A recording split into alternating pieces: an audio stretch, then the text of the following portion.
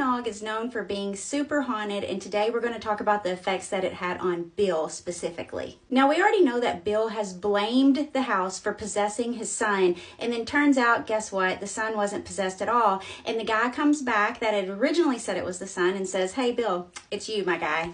Bill and Liz Rich have been living in the home, having all kinds of ghostly activity and even being possessed at some points. And this is when Bill really had to go through it. Bill is a painter by trade. That's how he makes his income. He does everything with his hands. Well, he wakes up one morning and guess what? His hands are all cut up. They're painful. They're bleeding. The wife is like, "What did you do to your hands?" He's visibly shaken. He didn't know. He just woke up that way. He woke up with them just gnarled up. He's dealing with all of these issues with his hands. He's not able to work. She's super stressed out. He's stressed out. And then the town starts to hear about everything that's going on out at Heol. Soon after that, they get a call from a man that wants to come out to their house and search for ley lines. This guy's name, you guys are going to... I'm going to leave that in there. I don't know what that was. But this guy's name is going to sound like I made it up, but it is Dickie Dodds with his dowsing rods. Dowsing rods originated in ancient times. It was originally like a form of divination, and immediately the Catholic Church was like, nope, no, we're not going to do that. It's even mentioned in books as far back as like 1568. They would use these sticks to try to find water or metals or anything like that underground. Modern day dowsing rods look more like this. You'll hold them in your hand. Some of them you can put your thumb on, but some just have like this metal pole that goes around the actual metal pole that you hold on to. And you hold them, and then when you get close to like a ley line, they will cross. They'll cross like this or cross like that. Here's an example of them crossing. Now, it would be really hard, even if you didn't have the metal parts at the bottom, to make your thumbs push them to cross without people noticing, right?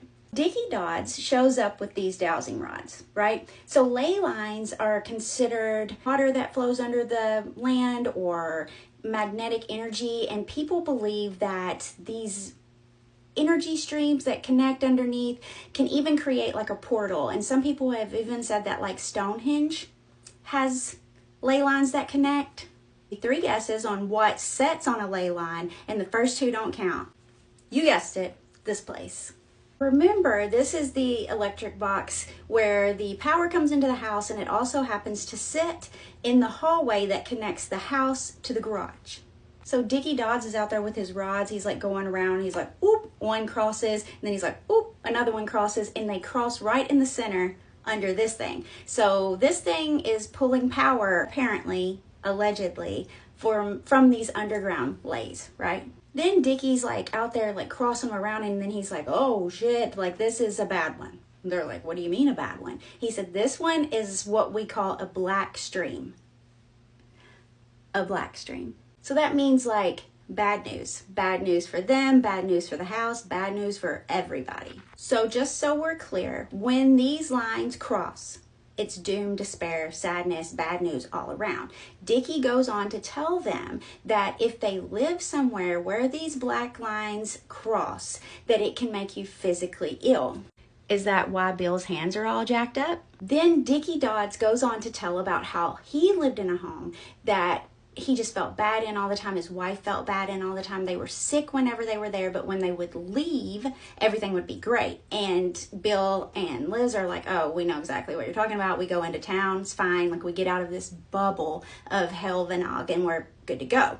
He said exactly. On a buddy about it, his buddy told him about the ley lines, and sure enough, his house was on black streams. Well, while he was in that house, his wife got cancer, and then they got sick and moved. Right? They moved out. Then a new family moved in, and that family's mom got cancer as well. So are the ley lines making everyone sick? Is it just a coincidence? I don't know. We do know that this is right in the middle of all of it, so wait until you hear about the witches. That's right, I said witches, and there's even going to be an ancient unaliving that will come into play. So if you're loving hearing all about this haunting, like, comment, share, follow for more, because we're not done yet.